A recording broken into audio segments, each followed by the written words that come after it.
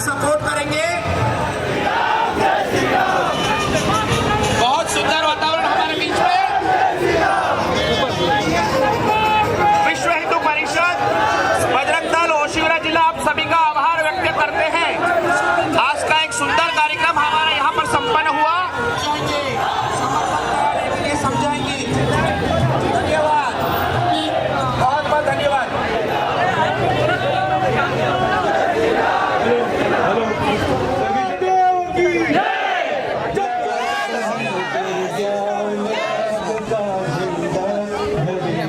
माता की जय, भारत माता की जय, वंदे मातरम, वंदे मातरम, हर हर महादेव, हर हर महादेव, जय वीर बजरंगी, हर हर महादेव, जय शिवाजी, जय भवानी, जय भवानी, जय शिवाजी, भारत माता की जय। स्वागत है लीड इंडिया में और हम यहाँ पे खड़े मोतीलाल नगर में। यहाँ भी हिंदू परिषद के द्वारा बहुत ही बड़ा एक कार्यक्रम का आयोजन किया गया है CAA और NRC के समर्थन में। तो हम जानते हैं कि उनका कार्यक्रम करने का उद्देश्य क्या है। सर आप बताएं कि ये कार्यक्रम करने का उद्देश्य क्या है। ये कार्यक्रम करने का उद्देश्य ऐसा था कि गोरेगांव में हमने देखा कि गोरेगांव में एक महीने से 2-3 ऐसे बड़े बड़े आंदोलन विरोध में निकले। CAA के विरोध में, NRC के विरोध में, जो NRC अभी तक लागू नहीं हुआ है।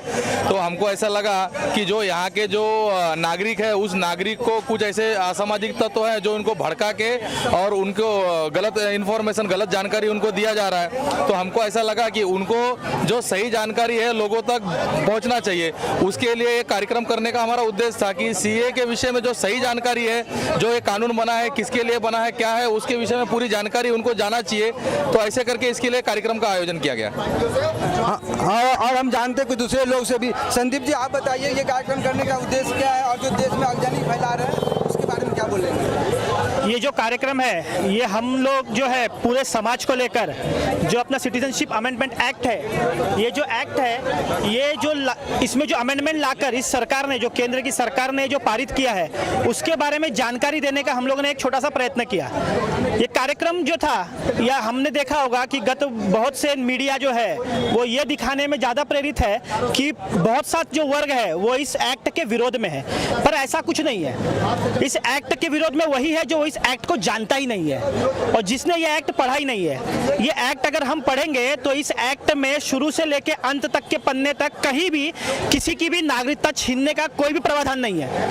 ये एक्ट जो है वो नागरिकता देने का काम करता है, या कि नागरिकता छीनने का काम करता है। तो इसी के बारे में हम लोग जानकारी देने का हम लोग ने एक छोटा सा प्रयत्न किया। और इस कार्यक्रम में यहाँ का जो समाज है, 500 से 1000 तक के लोग यहाँ पर आए और उनको सबको हमने छोटा सा जानकारी देने का अपने माध्यम से एक प्रयत्न किया। सर ये जो देश में अगजनी फैला रहे हैं लोग, मार काट फैला रहे हैं, देश की संपत्ति को नुकसान पहुंचा रहे हैं, उसके बारे में क्या बोलेंगे।